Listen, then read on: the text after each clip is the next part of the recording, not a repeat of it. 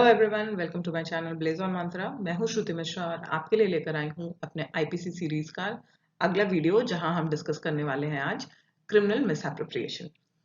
तो अभी तक हमने थेफ्ट देख लिया है, एक्सटॉर्शन देख लिया है, रॉबरी और डेकॉइटी को भी समझ लिया है। तो आज हम जानेंगे कि क्रिमिनल मिसएप्रोप्रिएशन किस तरह से एक अलग ऑफेंस है आईपीसी के अंदर। ठीक है, तो इसके डेफिनेशन को और बाकी सारे इंग्रेडिएंट्स और अलग अलग डायमेंशंस को समझते हैं। तो आईपीसी का सेक्शन 403 हमें बताता है डिसऑनेस्ट मिसएप्रोप्रिएशन ऑफ प्रॉपर्टी एक ऑफेंस के बारे में। अब इस सब हेडिंग से, जो सेक्शन का हेडिंग है, उससे हमें क्या पता चल रहा है? उससे ही हमें पता चल जा रहा है कि यहाँ पे जो प्रॉपर्टी है उसको मिस एप्रोप्रिएट किया जा रहा है। ठीक है, यहाँ पर चोरी करने की बात नहीं हो रही है, बट उसको आप मिस एप्रोप्रिएट कर रहे हो। अब क्या डिफरेंस है वो यहाँ पर पहले डेफिनेशन देखते हैं, फिर उसको हम आगे समझने की कोशिश करेंगे। तो जो डेफिनेशन है वो कहता है, जो सेक्शन है वो कह रहा है whoever dishonestly misappropriates or converts। ठीक है, तो पहले आ गया मेंटल एलिमेंट आपका। जो मेंस्ट्रिया होना चाहिए वो क्या है? वो डिसऑनेस्ट इंटेंशन होना चाहिए। ठीक है, डिसऑनेस्ट इंटेंशन से आपने क्या किया? मिस अप्रोप्रिएट किया या कन्वर्ट किया to his own use any movable property. अपने यूज के लिए किसी भी, मतलब दूसरे की प्रॉपर्टी को आपने अपने यूज के लिए उसको कन्वर्ट कर लिया। और वो प्रॉपर्टी कैसी होनी चाहिए? वो प्रॉपर्टी जो है वो मूवेबल होनी चाहिए। और ऐसा अगर कोई करता है तो उसे क्या पनिशमेंट मिलेगी? Shall be punished with imprisonment of either description for a term with may extend to 2 years or with fine or with both. तो पनिशमेंट बहुत ज्यादा नहीं है, मतलब कि ये बहुत ग्रेव ऑफेंस नहीं है। ठीक है, लेकिन यहाँ पर ऑनेस्ट जो है, जो मेंटल एलिमेंट है डिसऑनेस्टी का, वो एक इंपॉर्टेंट फैक्टर प्ले कर रहा है। अब सेक्शन के साथ जो इलस्ट्रेशंस है उनको देखते हैं पहले। इससे जो ऑफेंस है डिसऑनेस्ट मिसएप्रोप्रिएशन ऑफ प्रॉपर्टी का, वो अच्छे से क्लियर हो जाएगा। तो जो पहला इलस्ट्रेशन है वो कह रहा है कि A takes property belonging to Z out of जेड्स पोजेशन। ठीक है, यहाँ पर भी थेफ्ट की तरह प्रॉपर्टी को जेड के पोजेशन के बाहर ले जाया जा रहा है, लेकिन इन गुड फेथ। ठीक है, यहाँ पे कोई मलिशियस इंटेंशन नहीं है, कोई बैड इंटेंशन नहीं है। गुड फेथ में ए जेड की प्रॉपर्टी को ले जा रहा है, ये सोचकर कि वो प्रॉपर्टी उसकी है। ठीक है, तो यहाँ पर A is not guilty of theft, क्योंकि यहाँ पर वो गुड फेथ में प्रॉपर्टी को उसके पोजेशन से बाहर ले जा रहा है। तो प्रॉपर्टी पोजेशन, दूसरे के ओनर के पोजेशन से बाहर ले जाने का जो काम है वो ऑनेस्टली किया जा रहा है। ठीक है, उसमें कोई बैड इंटेंशन नहीं है, गुड फेथ में किया जा रहा है, इसलिए यहाँ पर ये जो एक्ट है that does not constitute theft. लेकिन अब क्या होता है? If A after discovering his mistake, जब ए को समझ आ जाता है कि ये प्रॉपर्टी उसकी नहीं है, ये प्रॉपर्टी जेड की है, उसके बाद भी वो डिसऑनेस्टली प्रॉपर्टी को अपने यूज के लिए एप्रोप्रिएट कर लेता है, तब वो इस सेक्शन के अंदर गिल्टी हो। एक बहुत सिंपल सा एग्जांपल लेते हैं। लेट्स अज्यूम आपने किसी के डेस्क पर एक बुक पड़ी हुई देखी। ठीक है, वो सेम बुक आपके पास भी है। आपने सोचा कि ये बुक आपकी ही है, आप उसके डेस्क से उठाकर अपने डेस्क पर ले आए। यहां तक this does not constitute theft, क्योंकि आपने जो प्रॉपर्टी को उसके पोजेशन से रिमूव किया वो ऑनेस्टली किया। अब जब आप बुक ले आते हो अपने डेस्क पर, उसे खोल के देखते हो, तो आप अंदर में देखते हो कि किसी और का नाम लिखा हुआ है, या फिर जो भी मार्किंग्स है जिससे पता चलता है आपको कि ये बुक आपकी नहीं है। बट फिर भी आप क्या करते हो? जाकर वापस बुक को रिटर्न करने की जगह, उसको लौटाने की जगह, आप उसको अपने पास रख लेते हो और खुद यूज करने लगते हो। तो ऐसे केस में आपने कौन सा ऑफेंस कमिट किया है? आपने डिसऑनेस्ट मिसएप्रोप्रिएशन किया है। अब सेकेंड इलस्ट्रेशन देखते हैं। ए जो है वो जेड के साथ फ्रेंडली टर्म्स पे है, दोनों के रिलेशंस अच्छे हैं। जेड के साथ वो लाइब्रेरी जाता है और जेड के एब्सेंस में जेड के एक्सप्रेस कंसेंट के बिना एक बुक ले लेता है। Here if A was under the impression that he had Z's implied consent to take the book for the purpose of reading it, A has not committed theft। ठीक है, अब Z जो है उसका अच्छा टर्म है A के साथ। तो A अगर ये सोचता है कि Z के कंसेंट के बिना भी वो Z की लाइब्रेरी से कोई भी बुक ले सकता है पढ़ने के लिए, जिसे फिर वो पढ़कर वापस कर देगा, लेकिन बाद में ए क्या करता है? वो बुक को सेल कर देता है अपने बेनिफिट के लिए। तो यहाँ पर उसने डिसऑनेस्ट मिसएप्रोप्रिएशन का जो ऑफेंस है वो कमिट किया है। ठीक है, बहुत डिस्टिंक्ट और क्लियर डिफरेंस है, इलस्ट्रेशन से अच्छे से हम लोग समझ सकते हैं। उसके बाद आप देखो C, A and B being joint owners of a horse. एक हॉर्स है, उसके दो ओनर्स हैं, ए और बी दोनों उसके ओनर्स हैं। A takes the horse out of B possession intending to use it. A उसको बी के पोजेशन से बाहर ले जाता है उसको यूज करने के लिए। A has a right to use the horse, ठीक है, ए का भी राइट है हॉर्स को यूज करने का क्योंकि दोनों जॉइंट ओनर्स हैं हॉर्स के। ही डज नॉट डिसऑनेस्टली मिसअप्रोप्रिएट, ठीक है, यहाँ पर डिसऑनेस्ट मिसअप्रोप्रिएशन नहीं है। बट अब ए क्या करता है, हॉर्स को बेच देता है और पूरा का पूरा जो पैसा आता है हॉर्स को बेचकर उसको वो खुद के यूज के लिए रख लेता है।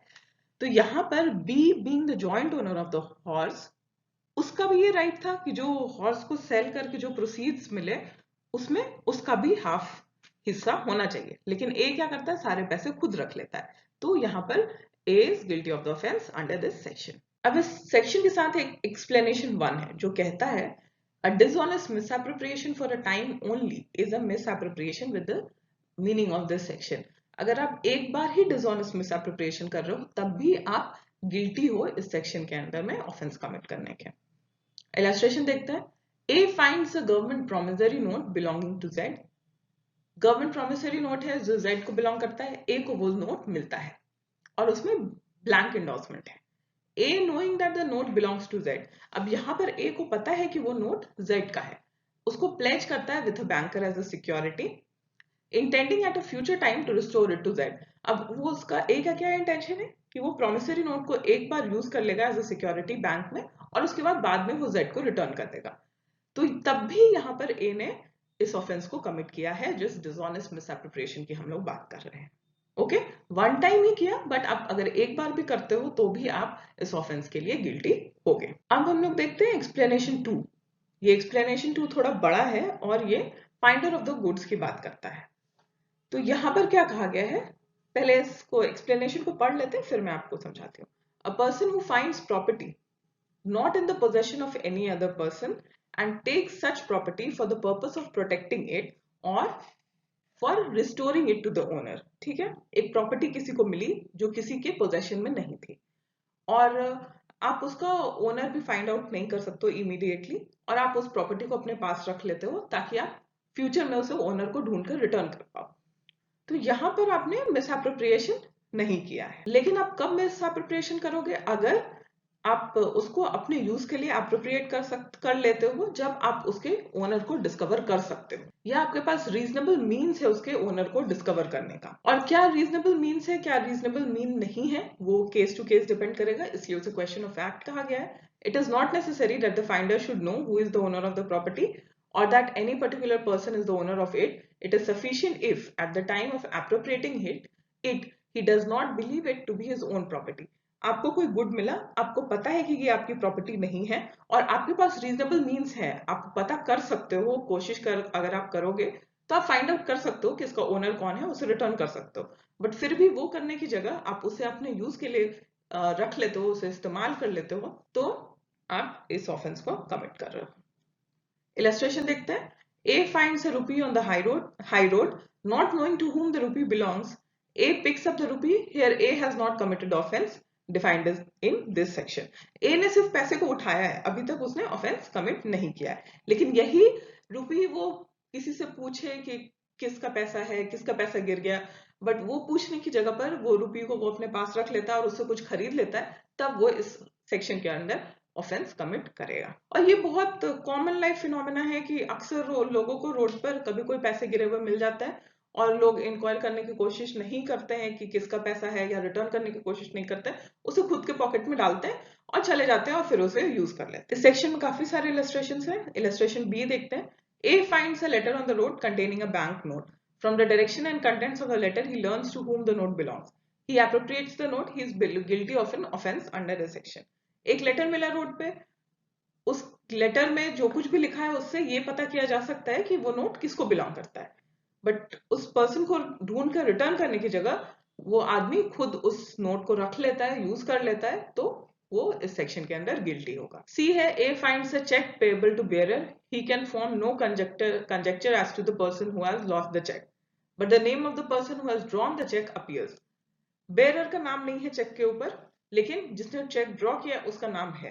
A knows that this person can direct him to the person in whose favor the check was drawn। अब जिसने चेक ड्रॉ किया है, अगर आप उसके पास इस चेक को लेकर जाओ तो वो बता देगा ना कि आप वो उसने किसके लिए इस चेक को ड्रॉ किया है, किसके फेवर में चेक बनाया है। लेकिन फिर भी ओनर को डिस्कवर करने की जगह पर अगर उस चेक को ए एप्रोप्रिएट कर लेता है अपने यूज के लिए, तो he is guilty of the. D है A sees Z drop his purse with money in it. A ने देखा जेड को अपने पर्स को ड्रॉप करते हुए और उसमें पैसे थे। ए पर्स को उठाता है और ये सोचता है कि वो जेड को वापस कर देगा, बट बाद में उसे अपने यूज के लिए रख लेता है, तो ए ने ऑफेंस कमिट किया है। उसके बाद है A finds a purse with money not knowing to whom it belongs. He afterwards discovers that it belongs to Z. Appropriates it to his own use. अब यहाँ पर ए को जो पर्स मिला उसे बाद में पता चल भी जाता है कि जेड का है वो पर्स, बट फिर भी वो इसे यूज कर लेता है, तो वो इस ऑफेंस के लिए गिल्टी है। ठीक है, सिंपल है, यहाँ पर कोई डिफिकल्टी नहीं है इन सारे इलस्ट्रेशंस को देख के इस एक्सप्लेनेशन को समझना कि आपको अगर गुड्स मिलते हैं, कहीं पर गिरे हुए कोई सामान आपको मिल जाता है और आप उसके ओनर को डिस्कवर करने की कोशिश नहीं करते हो और खुद यूज कर लेते हो, तो you are guilty of an offence under this section. अब जो हमारा लास्ट सेक्शन है इसमें वो है सेक्शन 404। ये कहता है dishonest misappropriation of property possessed by deceased person at the time of his death. एक डेड पर्सन से किस तरह से misappropriation of property की जा सकती है dishonestly. Whoever dishonestly misappropriates or converts to his own use property, knowing that such property was in possession of a deceased person at the time of the person's decease. मरने के time पर किसी के पास, किसी के possession में कोई property थी उस deceased person के पास, and has not since been the possession of any person legally entitled to such possession. अब जो person मर गया है उसके कोई legal heirs होंगे जिसके पास वो property जानी चाहिए legally, लेकिन उनको नहीं देकर आप वो प्रॉपर्टी खुद डिसऑनेस्टली मिसएप्रोप्रिएट कर लेते हो, तो you will be punished with imprisonment of either description for a term which may extend to 3 years and shall also be liable to fine, and if the offender at the time of such person's decease was employed by him as a clerk or servant, the imprisonment may extend to 7 years.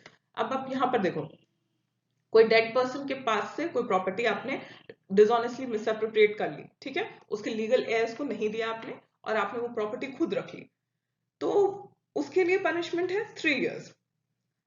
तो यहां से हमें क्या पता चल रहा है कि ये प्रीवियस जो ऑफेंस था डिसऑनेस्ट मिसएप्रोप्रिएशन ऑफ प्रॉपर्टी का, उससे ये ग्रेव ऑफेंस है। लेकिन इससे भी ज्यादा ग्रेव क्या है, अगर ये ऑफेंस डिसीज्ड पर्सन के क्लर्क या सर्वेंट ने की है, तो ये और भी ज्यादा ग्रेव हो जाता है और इसका पनिशमेंट जो है वो 7 years तक हो। एग्जाम्पल देख लेते हैं। Z dies in possession of furniture and money. Z के पास मरने के वक्त फर्नीचर और मनी था। His servant A, before the money comes into the possession of any person entitled to such possession, dishonestly misappropriates it. A has committed the offense defined in this section.